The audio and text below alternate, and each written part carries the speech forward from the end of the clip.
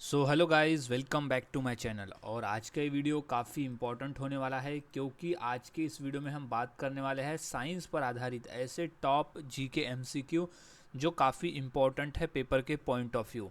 तो यहाँ सभी क्वेश्चन के आंसर को अच्छी तरह से याद में रख लेना है क्योंकि सभी क्वेश्चन पेपर में पूछे जा चुके हैं। तो शुरुआत करते हैं आज के हमारी जीके स्टडी की। तो सबसे पहला प्रश्न है, दूध से दही बनने में कौन सा अम्ल बनता है? तो इसका सही जवाब हो जाएगा लैक्टिक अम्ल। दूध से दही बनने में लैक्टिक अम्ल बनता है। अगला प्रश्न है, वह प्रक्रिया जिसमें पौधे पत्तियों से जल वाष्पित करते हैं। तो सही जवाब है वाष्पोत्सर्जन। वह प्रक्रिया जिसमें पौधे पत्तियों से जल वाष्पित करते हैं उन्हें वाष्पोत्सर्जन कहते हैं। अगला प्रश्न है, विटामिन सी की कमी से कौन सा रोग होता है? तो सही जवाब है स्कर्वी नामक रोग होता है। विटामिन सी की कमी की वजह से स्कर्वी नामक रोग होता है। सो अब नेक्स्ट क्वेश्चन है, वायु का लगभग 78% भाग किस गैस का होता है? तो इसका सही जवाब हो जाएगा नाइट्रोजन गैस का है। वायु का लगभग 78% जो भाग है वो है नाइट्रोजन। अगला प्रश्न है, रेडियो तरंगे की गति क्या होती है?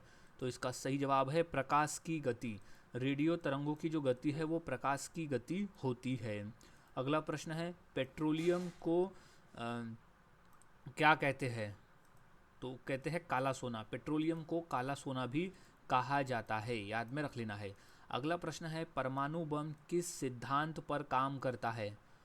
तो सही जवाब है नाभिकीय विखंडन पर कार्य करता है।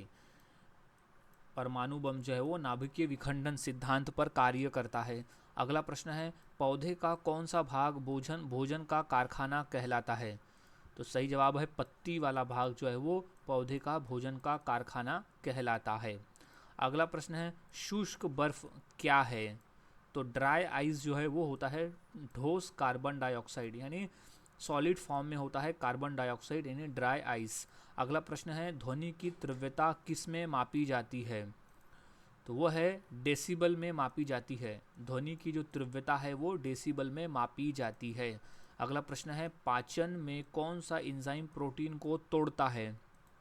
तो वो एंजाइम है पेप्सिन। पाचन में पेप्सिन एंजाइम जो है वो प्रोटीन को तोड़ता है। अगला प्रश्न है, प्राकृतिक रबर किससे बनता है? तो सही जवाब है आइसोप्रीन से बनता है। आइसोप्रीन से बनता है प्राकृतिक रबर। अगला प्रश्न है, द्रव्यमान की एसआई इकाई क्या है? तो वो है किलोग्राम में। द्रव्यमान की जो एसआई इकाई होती है वो किलोग्राम में होती है। अगला प्रश्न है, रक्तदाब को किस में मापा जाता है? किस में बोले तो क्या यूनिट में? तो उसकी जो यूनिट होती है वो है mmHg होती है, यानी मिलीमीटर HG होती है, जिसमें हम रक्तदाब को मापते हैं। अगला प्रश्न है, वह प्रक्रिया जिसमें भोजन अपना पौधे अपना भोजन बनाती है। तो वह है प्रकाश संश्लेषण। प्रकाश संश्लेषण प्रक्रिया में पौधे अपना भोजन स्वयं बनाती है। अगला प्रश्न है कि बल की एसआई इकाई क्या है? तो बल की एसआई इकाई होती है न्यूटन में। याद रखना है, बल को हम मापते हैं न्यूटन में। अगला प्रश्न है, ऊर्जा की एसआई इकाई क्या है? तो वो है जूल में। ऊर्जा को हम मापते हैं जूल में। मोस्ट इम्पॉर्टेंट प्रश्न है, याद में रख लेना है। अब नेक्स्ट क्वेश्चन है कि दाब की एसआई इकाई क्या है? तो वो है पास्कल। दाब की जो एसआई इकाई होती है उसे कहते हैं पास्कल। अगला प्रश्न है, प्रकाश की गति क्या है? तो वो है 3 × 10⁸ मीटर पर सेकेंड। 3 × 10⁸ मीटर पर सेकेंड होता है प्रकाश की गति। अगला प्रश्न है, वायु में ध्वनि की गति लगभग कितनी होती है? तो वो होती है 343 मीटर पर सेकेंड। 343 मीटर पर सेकेंड होती है वायु में ध्वनि की गति। अगला प्रश्न है, ऊष्मा की एसआई इकाई क्या है? तो वो है जूल में। ऊष्मा की जो एसआई इकाई होती है वो जूल में होती है। अगला प्रश्न है, विद्युत धारा की एसआई इकाई क्या है? तो इसका सही जवाब है एम्पियर में। विद्युत धारा को हम मापते हैं एम्पियर में। अगला प्रश्न है, बल का फॉर्मूला क्या है? तो वह है द्रव्यमान इंटू त्वरण। द्रव्यमान इंटू त्वरण यानी mass into acceleration is equals to बल। अगला प्रश्न है घनत्व का सूत्र क्या है? तो वो होता है द्रव्यमान डिवाइडेड बाय आयतन। द्रव्यमान भागिला आयतन होता है घनत्व का सूत्र। अगला प्रश्न है गुरुत्व त्वरण का मान क्या है? तो इसका सही जवाब है 9.8 मीटर पर सेकेंड स्क्वायर है गुरुत्व त्वरण का मान। अगला प्रश्न है परावर्तन का नियम किस पर लागू होता है? तो वो सभी पर लागू होता है, जैसे प्रकाश तरंगों पर, ध्वनि तरंगों पर और जल तरंगों पर, ये तीनों पर परावर्तन का नियम लागू होता है। तो ऑप्शन नंबर हो जाएगा डी कि सभी पर लागू होता है। अगला प्रश्न है दर्पण में बनने वाली छवि कैसी होती है? तो वो आभासी और सीधी होती है। दर्पण में बनने वाली जो छवि होती है वो आभासी होती है और सीधी होती है। अगला प्रश्न है कि ऊष्मा का प्रवाह कैसा होता है? तो वो अधिक ताप से कम ताप की ओर होता है। ऊष्मा का जो प्रवाह है वो अधिक ताप से कम ताप की ओर होता है। अगला प्रश्न है प्रकाश का अपवर्तन किस कारण होता है? तो वो होता है माध्यम परिवर्तन से। प्रकाश का अपवर्तन जो है वो माध्यम परिवर्तन से होता है। अगला प्रश्न है वाहन में पीछे देखने के लिए कौन सा दर्पण उपयोग में लाया जाता है? तो वह उत्तल दर्पण का प्रयोग करते हैं। वाहन में पीछे देखने के लिए उत्तल दर्पण का प्रयोग किया जाता है। अगला प्रश्न है ऊष्मा मापने का यंत्र कौन सा है? तो वो है थर्मामीटर। ऊष्मा मापने का जो यंत्र है उसे कहते हैं थर्मामीटर। अगला प्रश्न है विद्युत विभव की एसआई इकाई क्या है? तो वो है वोल्ट में। विद्युत विभव की जो एसआई इकाई होती है वो वोल्ट में होती है। अगला प्रश्न है चुंबकीय रेखाएं किस दिशा में जाती है? तो वो जाती है उत्तर से दक्षिण में। चुंबकीय रेखाएं जो है वो जाती है उत्तर से दक्षिण में। अब अगला प्रश्न है कि पृथ्वी का प्राकृतिक चुंबक कौन है? तो वो है पृथ्वी स्वयं है। पृथ्वी का जो प्राकृतिक चुंबक है वो पृथ्वी स्वयं है। अगला प्रश्न है कि ओम का नियम क्या है? तो सही जवाब है V = I/R होता है ओम का नियम। अगला प्रश्न है कि विद्युत शक्ति की SI इकाई क्या है? तो वो है वॉट। विद्युत शक्ति की जो SI इकाई होती है वो होती है वॉट में। अगला प्रश्न है 1 वॉट यानी कितना है? तो 1 जूल पर सेकेंड होता है। 1 वॉट यानी होता है 1 जूल पर सेकेंड। अगला प्रश्न है रडार में किस तरंग का प्रयोग होता है? तो होता है माइक्रोवेव का। रडार में माइक्रोवेव तरंग का प्रयोग होता है। अगला प्रश्न है कि ध्वनि तरंगे कैसी होती है? तो वो होती है अनुदैर्घ्य। ध्वनि तरंगे जो है वो अनुदैर्घ्य होती है। अगला प्रश्न है वायुदाब मापने का यंत्र कौन सा है? तो वो होता है बैरोमीटर। वायुदाब मापने का जो यंत्र है वो होता है बैरोमीटर। अगला प्रश्न है बिजली का आविष्कार किसने किया? तो सही जवाब है फ्रैंकलिन। बेंजामिन फ्रैंकलिन ने किया था बिजली का आविष्कार। अगला प्रश्न है न्यूटन का तीसरा नियम क्या है?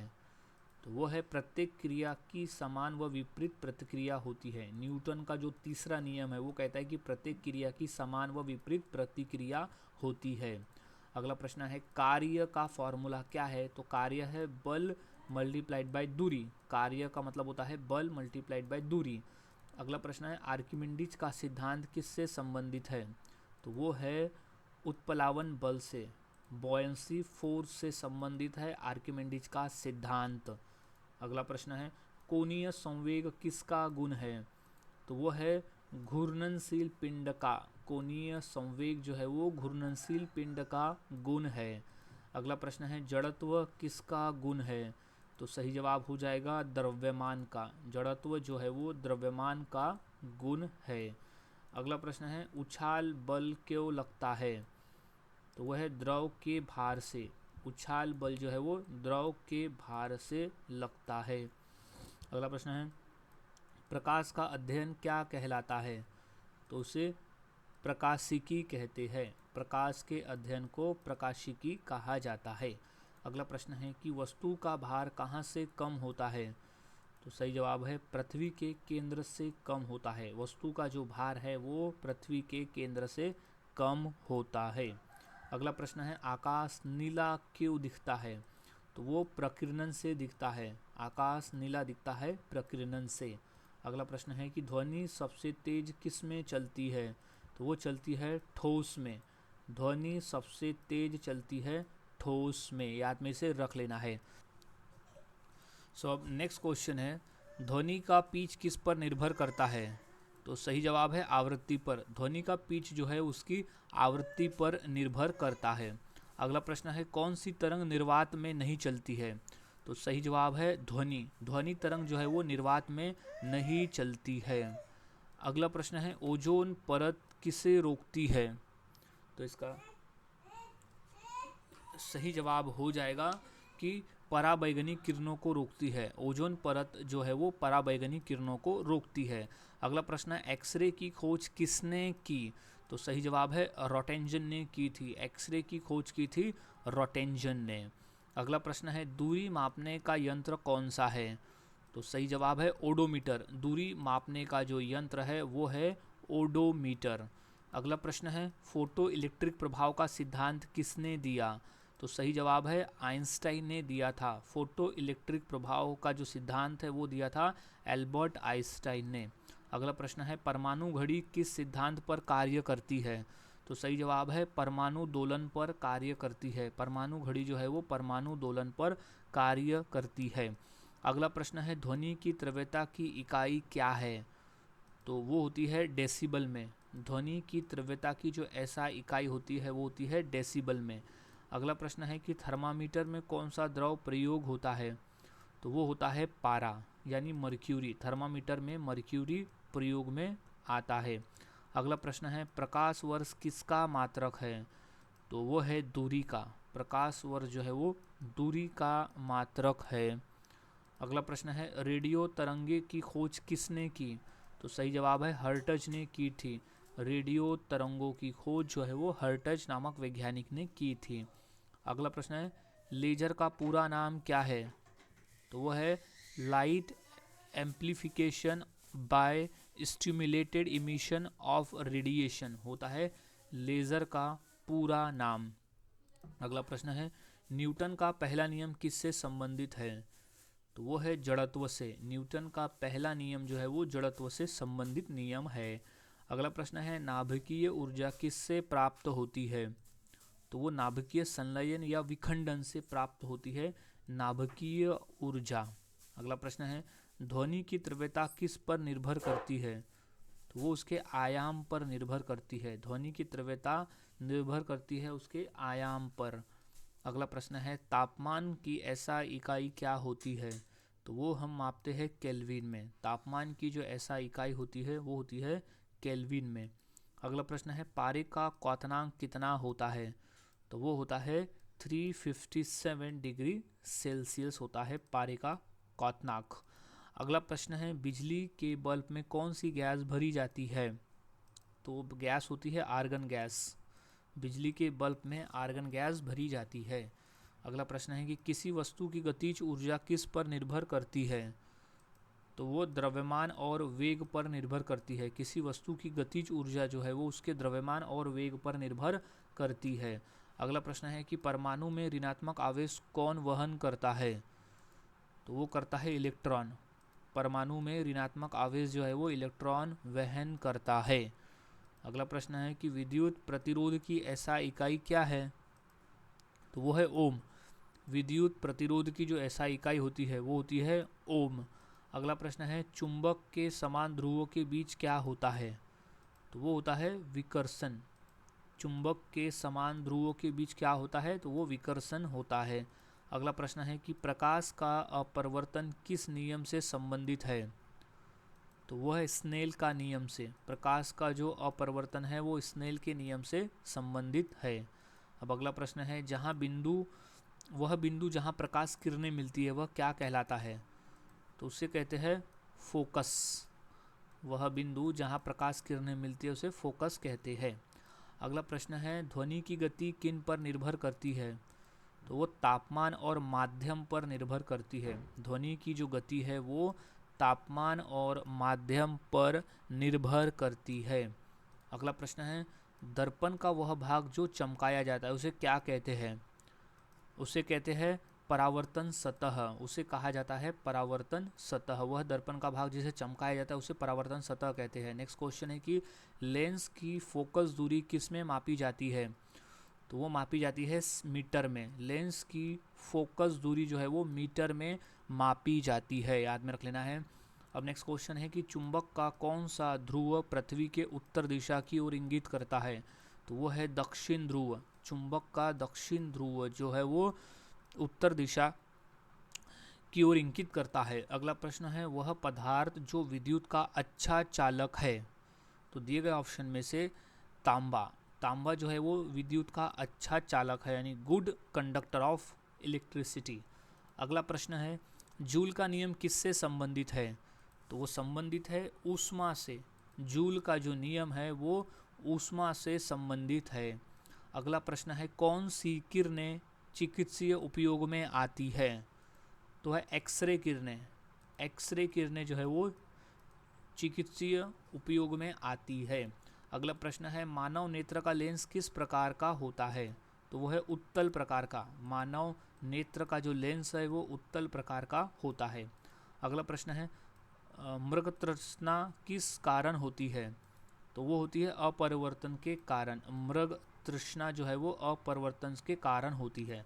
अब अगला प्रश्न है कि वह उपकरण जो ध्वनि रिकॉर्ड करता है उसे कहते हैं माइक्रोफोन।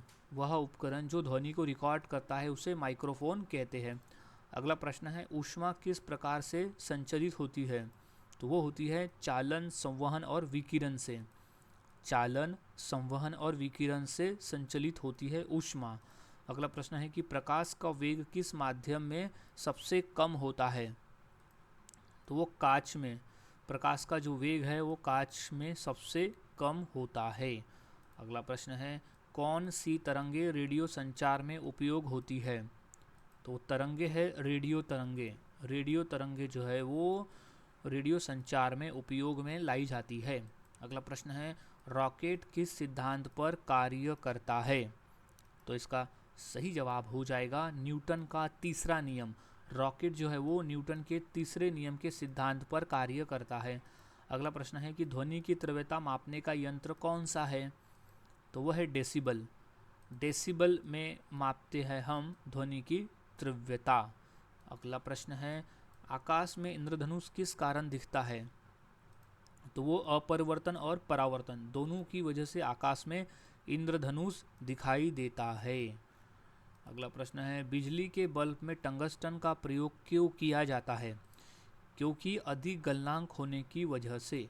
जो टंगस्टन धातु है उसका जो मेल्टिंग पॉइंट है वो अन्य धातु की तुलना में सबसे ज़्यादा होता है, तो यही कारण है कि हम टंगस्टन धातु का प्रयोग बिजली के बल्ब में करते हैं। अगला प्रश्न है कि वोल्ट मीटर को सर्किट में कैसे जोड़ा जाता है?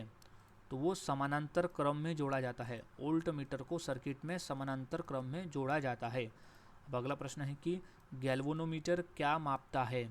तो मापता है धारा की दिशा और तीव्रता। धारा की दिशा और तीव्रता मापता है गैल्वेनोमीटर। अब अगला प्रश्न है कि प्रकाश का स्रोत कौन है? तो वो सूर्य भी है, दीपक भी है और तारा भी है। तो ऑप्शन नंबर हो जाएगा डी, सभी है प्रकाश का स्रोत।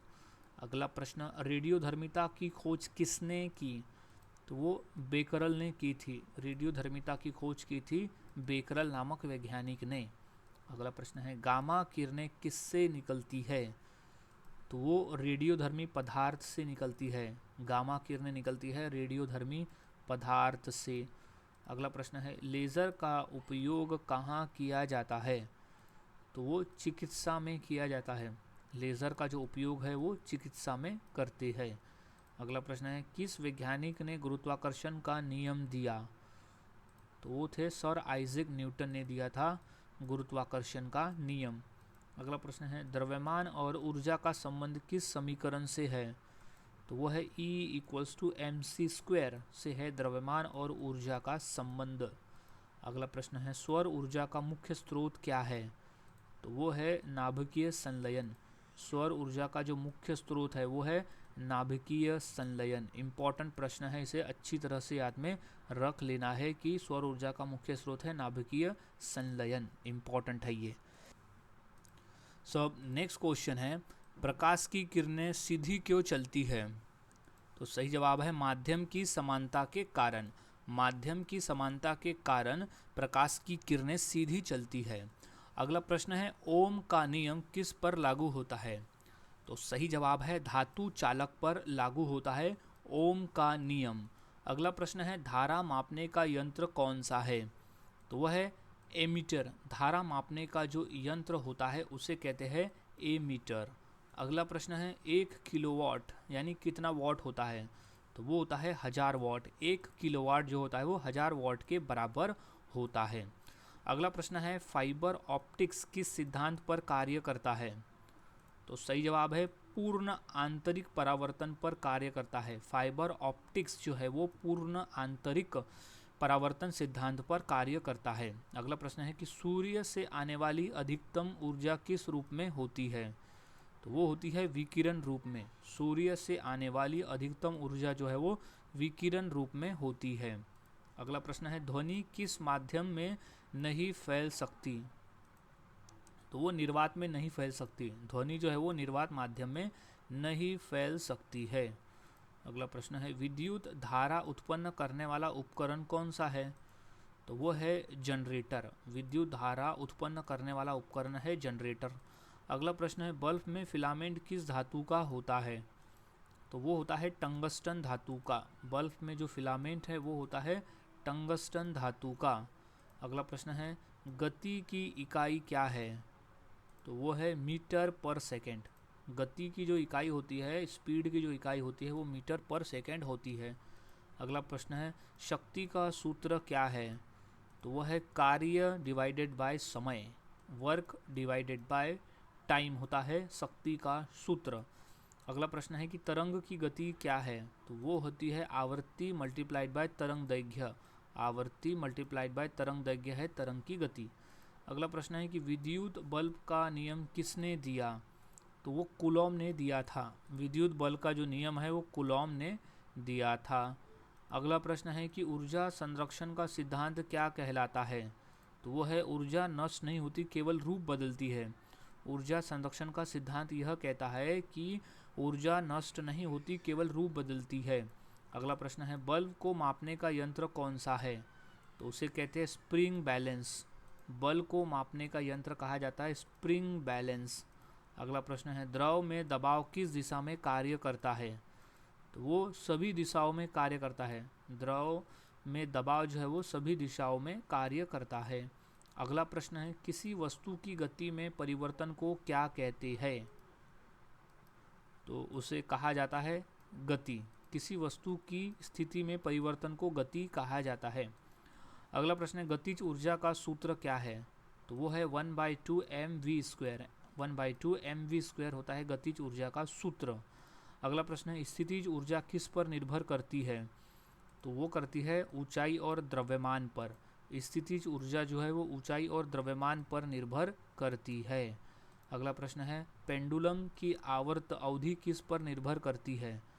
तो वह है लंबाई पर। पेंडुलम की जो आवर्त अवधि है वो लंबाई पर निर्भर करती है।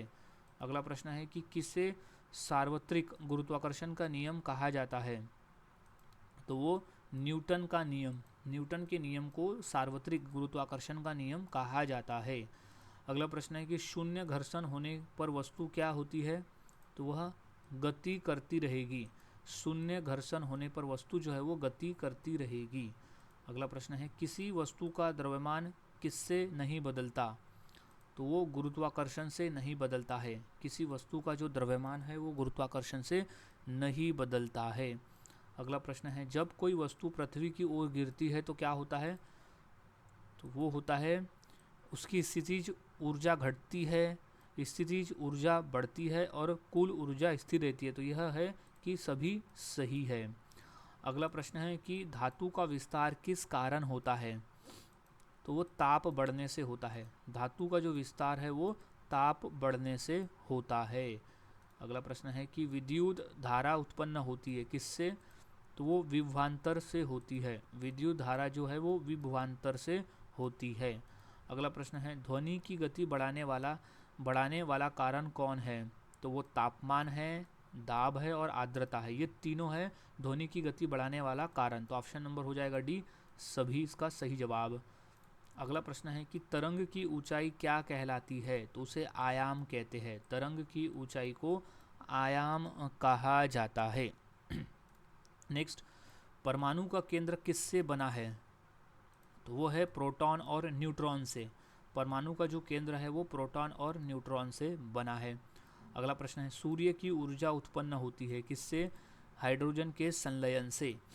सूर्य की ऊर्जा जो है वो हाइड्रोजन के संलयन से बनी होती है। अगला प्रश्न है, तापीय ऊर्जा का संचरण किस प्रकार का होता है? तो वो होता है चालन, संवहन और विकिरण। तापीय ऊर्जा का जो संरचन है वो होता है चालन, संवहन और विकिरण। अगला प्रश्न है, ठोस से गैस में परिवर्तन क्या कहलाता है? तो वो कहलाता है ऊर्ध्वपातन। ठोस से गैस में परिवर्तन जो है ऊर्ध्वपातन यानी सब्लिमेशन कहलाता है, जो कि एग्जाम्पल है कपूर। कपूर जो है वो उसका जो रूपांतरण है वो ठोस से गैस में होता है, तो ये एग्जाम्पल है कपूर का। अगला प्रश्न है, प्रतिध्वनि सुनने के लिए न्यूनतम दूरी कितनी होनी चाहिए? तो वह 17.2 मीटर की होनी चाहिए न्यूनतम दूरी प्रतिध्वनि सुनने के लिए। अगला प्रश्न है, ध्वनि की अधिकतम गति किस में होती है? तो वो होती है लोहा में। ध्वनि की जो अधिकतम गति है वो होती है लोहा में। अगला प्रश्न है, ध्वनि किससे उत्पन्न होती है? तो वो कंपन से उत्पन्न होती है। ध्वनि जो है वो कंपन से उत्पन्न होती है। अगला प्रश्न है, बल इंटू समय इक्वल्स टू क्या होता है? तो वो होता है संवेग। बल मल्टीप्लाइड बाय समय इक्वल्स टू होता है संवेग। अगला प्रश्न है, संवेग का संरक्षण किस पर निर्भर करता है? तो वो बाहरी बल न लगने पर निर्भर करता है। अगला प्रश्न है, तापीय ऊर्जा की इकाई क्या है?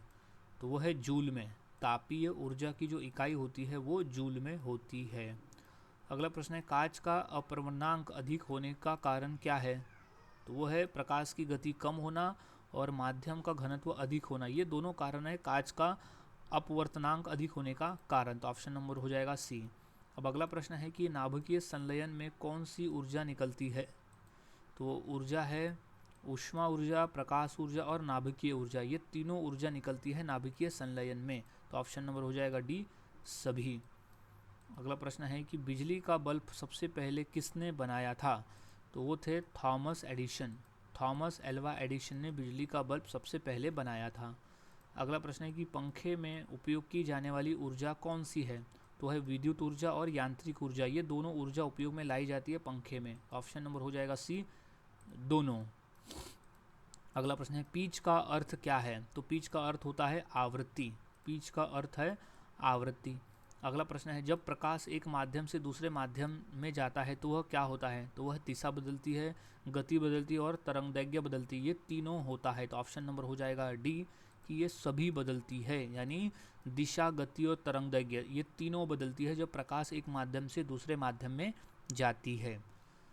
नेक्स्ट, बल्ब में फिलामेंट के रूप में टंगस्टन का उपयोग क्यों किया जाता है? क्योंकि इसका जो गलनांक है वो अधिक है। गलनांक का मतलब होता है मेल्टिंग पॉइंट। तो जो टंगस्टन धातु का मेल्टिंग पॉइंट है वो बाकी धातु की तुलना में सबसे अधिक है, इसलिए टंगस्टन धातु का प्रयोग हम बिजली बल्ब के फिलामेंट में करते हैं। अगला प्रश्न है, परमाणु बम किस सिद्धांत पर कार्य करता है? तो वो नाभिकीय विखंडन पर कार्य करता है परमाणु बम। अगला प्रश्न है, हाइड्रोलिक प्रेस किस सिद्धांत पर कार्य करता है? तो वो पास्कल के सिद्धांत पर कार्य करता है। हाइड्रोलिक प्रेस जो है वो पास्कल के सिद्धांत पर कार्य करता है, याद में से रख लेना है। नेक्स्ट क्वेश्चन है कि दाब का सूत्र क्या है? तो दाब का सूत्र होता है बल डिवाइडेड बाय क्षेत्रफल। दाब का सूत्र है बल डिवाइडेड बाय क्षेत्रफल। अगला प्रश्न है, पानी में बर्फ़ क्यों तैरती है? तो जो बर्फ़ का घनत्व है वो पानी की तुलना में कम होता है, इसलिए बर्फ़ जो है वो पानी में तैरती है। नेक्स्ट, किस तरंग की लंबाई सबसे अधिक होती है? तो वो है रेडियो तरंग। रेडियो तरंग की जो लंबाई है वो सबसे अधिक होती है। अगला प्रश्न है, चुंबकीय ध्रुवों को अलग किया जा सकता है या नहीं? नहीं किया जा सकता। चुंबकीय ध्रुवों को अलग नहीं किया जा सकता। अगला प्रश्न है, वह तरल पदार्थ जो ऊष्मा का अच्छा चालक है दिए गए ऑप्शन में से? तो वो है पारा यानी मर्क्यूरी। मर्क्यूरी जो है वो ऊष्मा का एक अच्छा चालक है। नेक्स्ट है, प्रकाश का रंग किस पर निर्भर करता है? इम्पॉर्टेंट है, याद में रख लेना है। तो इसका सही जवाब है प्रकाश का जो रंग है वो तरंगदैर्घ्य पर और आवृत्ति, ये दोनों पर निर्भर करता है। तो ऑप्शन नंबर डी हो जाएगा कि ए और सी दोनों। अगला प्रश्न है, किसी वस्तु का वेग शून्य होने पर भी वह कार्य कर सकता है? तो इसका सही जवाब है हाँ, यदि बल कार्य करे। किसी वस्तु का वेग शून्य होने पर भी वह कार्य कर सकता है यदि वह बल कार्य करे। अगला प्रश्न है कि विद्युत परिपथ में धारा प्रवाहित होती है कैसे? तो वह उच्च विभव से निम्न विभव की ओर। अगला प्रश्न है, बिजली के झटके से बचने के लिए क्या उपयोग में लाया जाता है? तो वो अर्थिंग भी लाते हैं, इंसुलेटर भी लाते हैं और फ्यूज़ भी लाते हैं। तो ऑप्शन नंबर डी हो जाएगा कि सभी लाते हैं। अगला प्रश्न है कि जेट विमान किस सिद्धांत पर कार्य करता है? तो वह है न्यूटन का तीसरा नियम। जेट विमान जो है वो न्यूटन के तीसरे नियम पर कार्य करता है। अगला प्रश्न है, किस प्रक्रिया में ऊष्मा बिना माध्यम से संचरित होती है? तो वो विकिरण से। विकिरण प्रक्रिया में ऊष्मा बिना माध्यम के संचरित होती है। नेक्स्ट क्वेश्चन है, ध्वनि तरंगों की आवृत्ति की इकाई क्या है? तो वो होती है हर्ट्ज में। ध्वनि तरंगों की जो आवृत्ति है वो होती है हर्ट्ज में। अगला प्रश्न है, कौन सा यंत्र पृथ्वी की कंपन को मापता है? तो वो मापता है सिस्मोग्राफ, यानी भूकंप को मापता है सिस्मोग्राफ। सो गाइज, आज के इस वीडियो में हमने 150 क्वेश्चंस की प्रैक्टिस की जो आधारित थे साइंस पर आधारित। तो यहाँ सभी क्वेश्चन के आंसर को अच्छी तरह से याद में रख लेना है क्योंकि सभी क्वेश्चन इंपॉर्टेंट है पेपर के पॉइंट ऑफ व्यू। सो मिलता हूँ ऐसे ही और नए जीके क्वेश्चंस के साथ अगली वीडियो में। तब तक के लिए चैनल के साथ बने रहे, वीडियोस को देखते रहे और इसी तरह से रोज़ाना जीके की प्रैक्टिस करते रहे।